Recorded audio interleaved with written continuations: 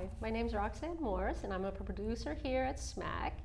And I'm here to interview a very nice group of young people who I met at the Stoughton Farmers Market last Saturday.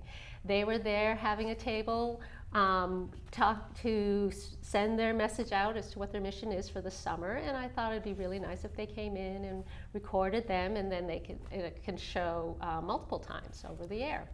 So why don't we first introduce ourselves here. Okay, we'll start with you, Kay. Why don't you go ahead? Hello, my name is Kadrian Young. I'm from Miami, Florida. I recently graduated from the University of Florida, majoring in sociology and sustainability. I am Hallie Kenyon. I go to school at Worcester Polytechnic Institute, and this fall will be my sophomore year studying mechanical engineering. Oh, very nice. Welcome. Thank you. My name is Yona Feldman. I go to Brandeis University. I'm going to be starting my sophomore year in the fall, and I will be studying anthropology and environmental studies. Oh, very interesting. Yes, and welcome to you, Kay, as well. Come to show. I'm glad you could come in and talk about what you're doing this summer. So why don't we start with sort of what is your project for this summer? Go ahead. Yeah, You can start. So I can talk about Climate Summer for a bit. So okay. Climate Summer is this summer program that we're doing right now, and it involves 22 young people like ourselves of college age biking around the state of Massachusetts, working with local community groups who are fighting projects of natural gas infrastructure in their communities. So there are 22 of us in all, divided into 4 teams. The 3 of us are part of one team of 6. And what we're doing is we're going around meeting with local community groups and doing whatever we can to support them in their work. Sometimes this may be like holding events, talking to people. We really want to hear people's stories and get them out to other people so that people across Massachusetts and beyond can learn that the resistance to natural gas is happening.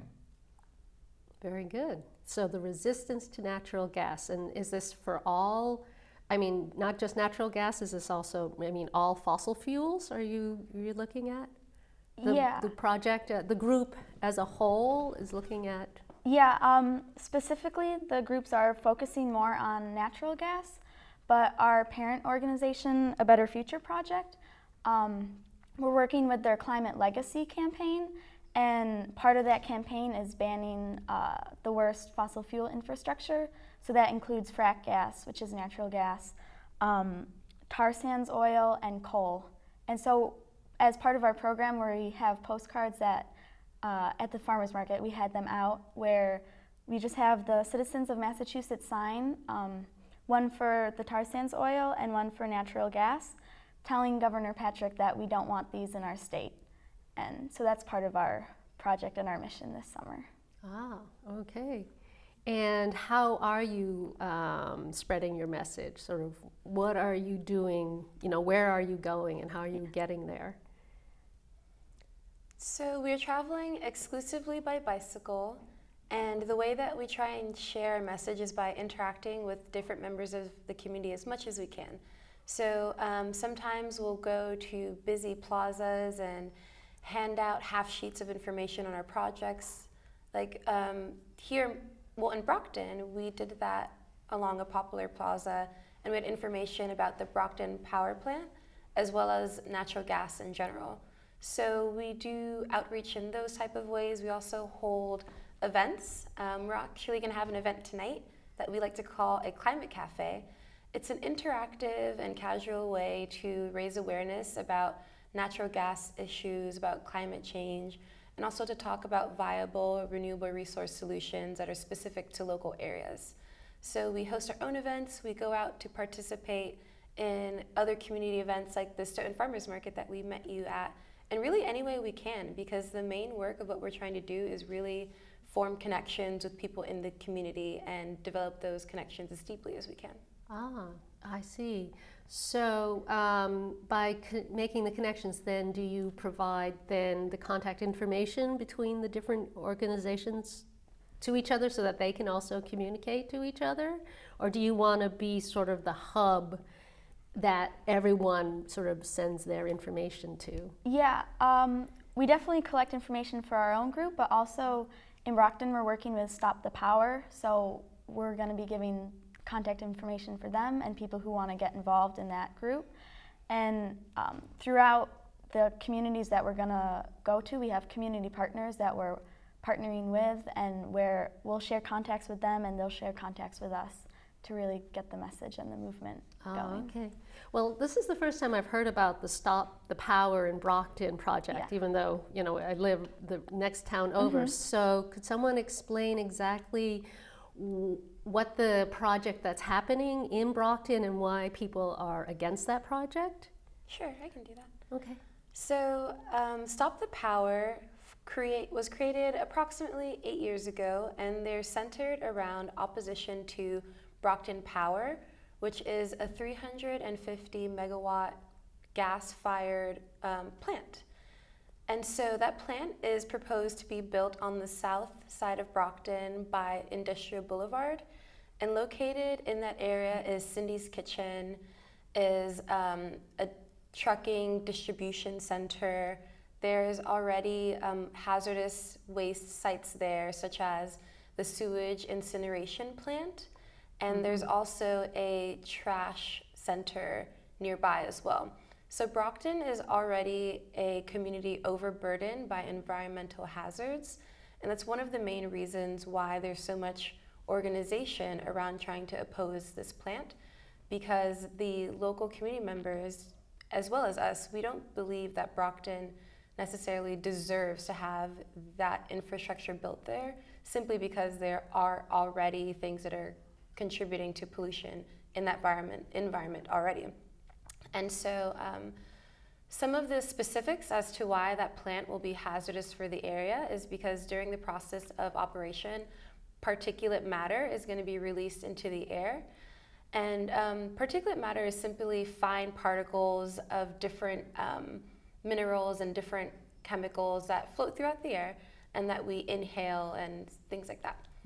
And so particulate matter can damage the respiratory system, which is really important in the Brockton area because Brockton already has twice the state average incidences of asthma. So I believe that constructing this power plant will continue to aggravate those already increased asthma rates. In addition, it also can hurt cardiovascular function. So the inhalation of particulate matter can lead to irregular heartbeats, it can lead to non-fatal heart attacks, and there are essentially a lot of health concerns that would be aggravated that won't necessarily be factored into the pricing of that natural gas plant, but the people themselves will have to pay for it with their own medical bills. And located within very close proximity to the natural gas plant where it's proposed to be are elderly nursing homes, are 2 schools, the Davis School and the Gilmore School. There's also public housing and other residential communities right around that. And that's really unfortunate because particulate matter has increased effects on the children and the elderly populations which live right by the proposed natural gas plant. And so Stop the Power has been fighting this construction for over 8 years. It's been a very, very long battle, and we're particularly impressed because the groups that are financing Brockton Power are very, very well financed. It's the Advanced Power and Siemens Financial Services Corporations. So it's been really inspiring to see this resilient community continue to push back the progress on the construction of that plant. Wow. Yeah, that is great. That's a great story. Gee, I think we should probably focus on that too, because I imagine that that plant would affect the communities around here, not only Brockton, but also Easton and Stoughton and south of that was Taunton and Bridgewater and those towns as well. So I wonder if they're also aware of this. Yeah. How this will impact them. So that's cool, very cool. So how did you get involved in this group? With I guess projects is Climate Summer, but also how did you hear about a Better Future project? Yeah, so I've been involved at Brandeis University. I've been involved in the fossil fuel divestment campaign, which seeks to remove the university's investments from fossil fuel companies and infrastructure and reinvest in renewable energy. So I've been doing that kind of work at Brandeis since November, and through that, I've also gotten involved in Students for a Just and Stable Future, which is a statewide network of student activist groups focusing on divestment campaigns and also other issues of environmental justice or climate justice. So my involvement through those groups brought me to a retreat that was being held in Worcester, where there were people from all across the state coming. And there was somebody from Better Future Project who talked about these summer programs that they held, which including Climate Summer, and that really interested me. So I ended up applying, and I ended up here. Cool. Mine's a little different. So I go to WPI and I'm studying mechanical engineering, and I haven't really been involved in environmental activism or environmental justice movements, but I just found the website online, and what I hope to continue with as a mechanical engineer is renewable energy such as wind power and solar. There's just so much technology out there, but having the people side, that's a totally different view, and that's what interested me in this program. So it's different from the technology, but also hearing the people is why I applied for this program. Very nice. Yeah. And I first heard about Climate Summer from a friend named Lori, and I was like, oh, that sounds really interesting. It sounds like it was a really powerful program. But it wasn't until I went to this conference called Power Shift in Pittsburgh, where I saw a few staff members from Better Future Project tabling at the event, and they came up to me and spoke to me about it, and I decided to look it up further online, and I was just really impressed with what the teams are able to do, and I read a few blog posts, and I was really inspired. So I decided to apply, and luckily I was accepted, and so far it's been a really, really incredible experience. Cool, cool. So, Hallie, when did it start? When did you start this project? We started June 8th. We all came together in Camp Wilmot, New Hampshire, for about a week and a half of training. And then from there, we rode about 30 miles to Concord for an overnight, and then 45 miles to Lowell, Massachusetts, for another week of training. And after that is when we split off into our groups, as Yona mentioned. And so it's been about over a month, and we've been having a fantastic time getting to meet people in the community, getting to meet people in our groups. It's just incredible. Oh, that's great. That's great. And I know you can see there that there's the picture of you at the camp, at Camp Wilmot. That's right? all of us right before we were leaving for our first ride. Oh, very cool. Very cool. And where would you say the whole group, where did they come from, all the members? All over. There's a lot of people, there's a few people from Texas. Kay is from Miami. Myself, I'm from Buffalo, New York, and Yona's from Brookline, Massachusetts. There's a few from Connecticut, Pennsylvania, Michigan, Minnesota, so all over the country, and it's really cool to just meet these people you would never expect to meet and coming together for one cause. And are you all college age, freshman year, after freshman year, sophomore year? Obviously you're graduated, but generally would be in the college age? Yeah, most of us are finishing our first year or second year of college. So. Yeah, it varies. Like the youngest person is, she's just going into college. And then the oldest people are people who have already graduated, like recently. Oh, okay. So for your group, what towns have you gone to? What I guess what groups and community groups have you met?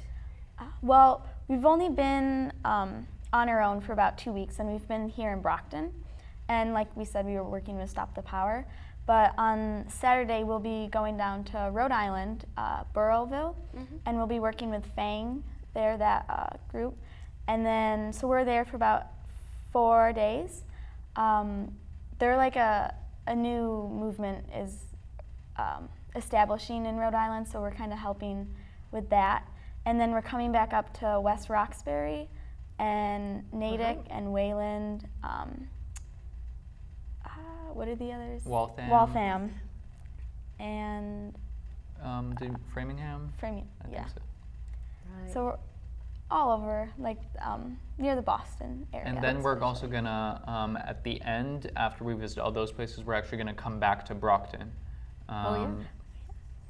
August 6th through 11th we'll be back, and we're really hoping to like solidify our ties with the community that we've been making, and like keep in contact even when we're away, so when we come back we can have like a celebration with everyone. And we're hoping to actually talk to the mayor. We're gonna see him August 7th, so that's exciting. We're gonna have a meeting with Mayor Carpenter, so we're really looking forward to that. And then we're gonna obviously be working with Stop the Power again, so it's just really exciting. And at the very end, all the groups that are in Massachusetts are gonna meet up in Salem and work together for a last hurrah, basically. Oh, okay. So what's happening in Salem specifically? So in Salem, we have a team, the North Shore team, which is working around a proposed natural gas plant that's going to be built by a company called Footprint. And there is a lot of community power being amassed to stop that construction as well. And so we just want to support that by having a culminating action to really amplify the issue and raise the scope of that issue past Salem to the whole of Massachusetts and beyond. So using our collective experiences from all the different places we've traveled to, we're going to craft something beautiful and powerful and try to share it with as many people as will listen. Wow, that's cool. So I know you don't have specific plans yet for that, but what do you imagine you would like to be able to do, or what sort of things have you learned so far that you think you'll be able to use up in Salem?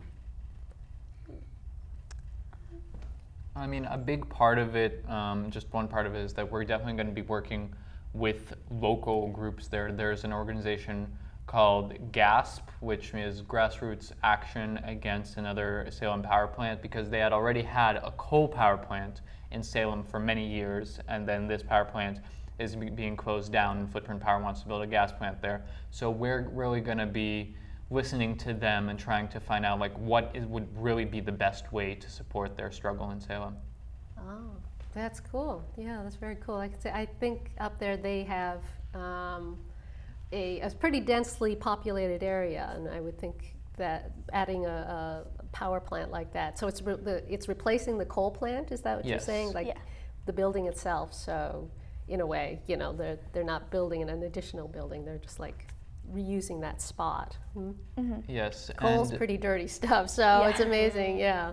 You'd want to have that closed down. Has it been actually? Is it still in operating, or has it been closed for a while? It was closed, and they're trying to convert it to natural gas. But we're trying to get away from all the fossil fuels and move to like wind power, which would work perfectly along the coast. Yeah. I was thinking, would that be one of your approaches? Is to say, okay, instead of that, if you need energy, what are our other alternative energies? Yeah, so definitely onshore wind and offshore wind along the coast would be extremely viable, because it's offshore, it's not really an eyesore to people who think maybe wind turbines are, and then you're getting a lot of extra wind power from the currents, so it's definitely viable and definitely a great solution in the North Shore. Very good. And that's one of the things we'd really like to speak to Mayor Carpenter about, because a lot of his messaging around the power plant is that it'll have really good economic benefits for the city of Brockton, but he doesn't really address the health concerns at all or alternative energies. And at one point, Brockton has a lot of brownfields in the area, and one of the brownfields was converted to a bright field, meaning that they turned it into a solar panel farm. And at the time that they did that, that solar array was one of the biggest in this region. And it would be really beautiful to see a return to Brockton having to, being able to boast having one of the largest renewable resource infrastructure in the region.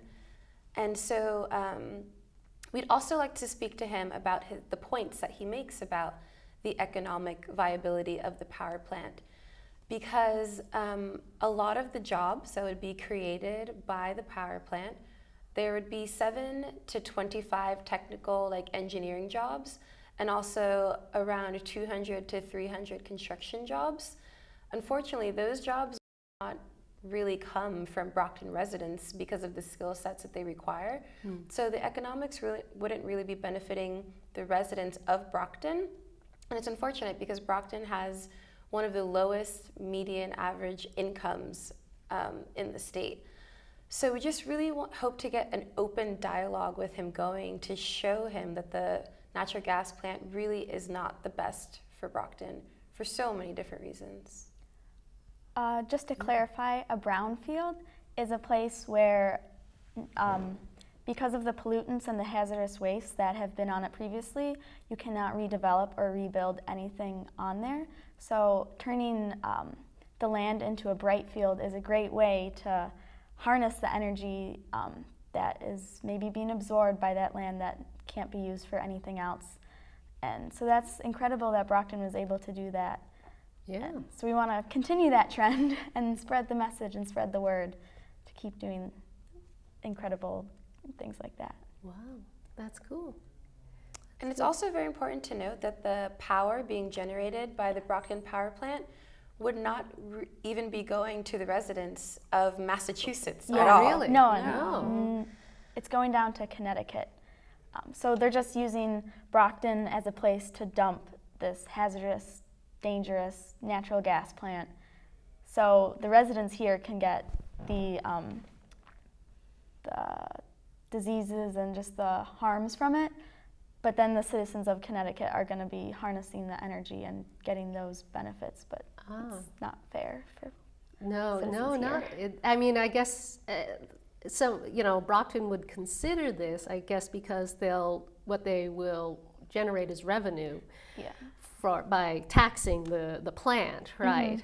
But then, which always sounds great, but I guess you have to consider, as you've already mentioned, that it generates revenue for the city, but then that's great, that means they can plow the snow off, during the winter, keep the trash, maintain community programs that it would be funded by, but then you are adding then the stress of more problems, more health-related issues, so that in fact it becomes a negative, really. They end up spending more for that, to have that plant present there than the plant is actually giving them. And Brockton, the city of Brockton, is, I believe it's 6th with the most revenue. So the city has a lot of money, just they're not spending it.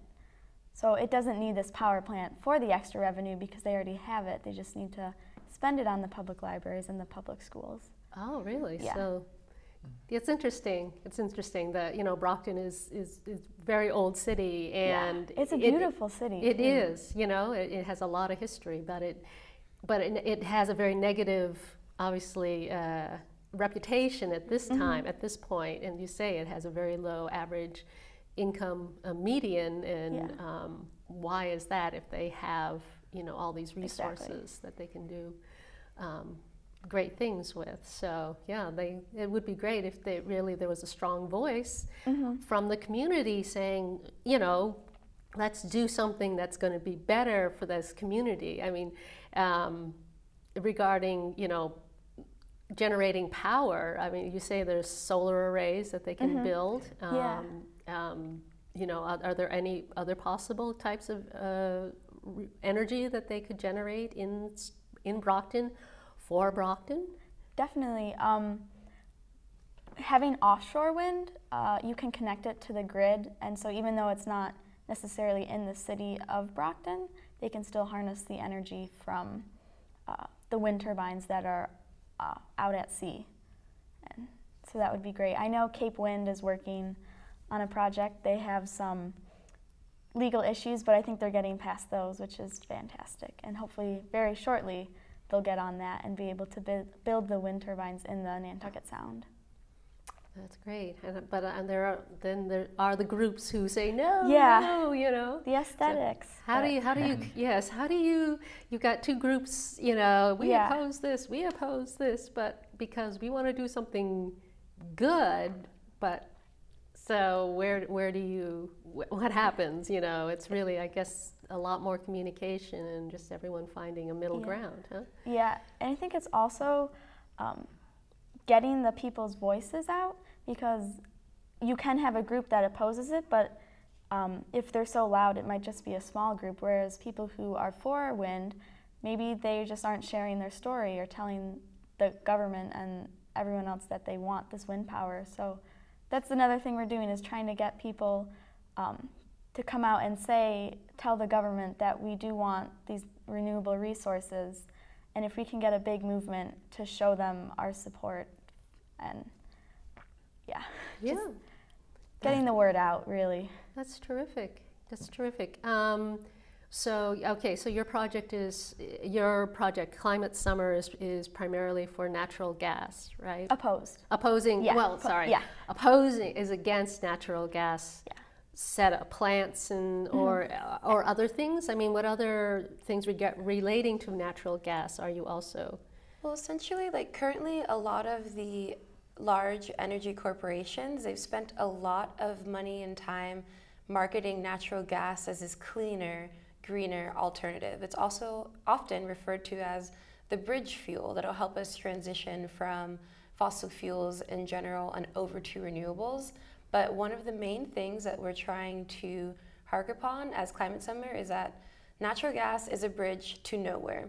Like, it still exacerbates climate change enough so that it really is not anything that we want to rely upon for any amount of time. So we really are hoping to get across the point that we need to invest strictly in renewable energy and not this so-called bridge fuel, because it really does contribute to global warming through methane leaks. And methane is a greenhouse gas that at certain times can have a greater effect than carbon dioxide, which is thought of as the leading greenhouse gas. Mm-hmm. Oh, that's true. And the methane leaks are coming from when you're for fracking for natural gas, or is that methane just once you're piping it? I mean, is it methane kind of mixed with natural gas and it leaks? It's both. It's during the extraction and during the transportation through the pipelines. So. Very interesting. Okay, well, we have just a few more seconds. If you want to have any final word or two for your project? We hope to change the reputation of Brockton. Brockton has really, really negative image, and we want it to be the city that champions clean energy. Very good. That's an awesome message. So thank you very much. Thank you for having us. Oh, my Thank you. pleasure. Appreciate it. Yes, and thank you.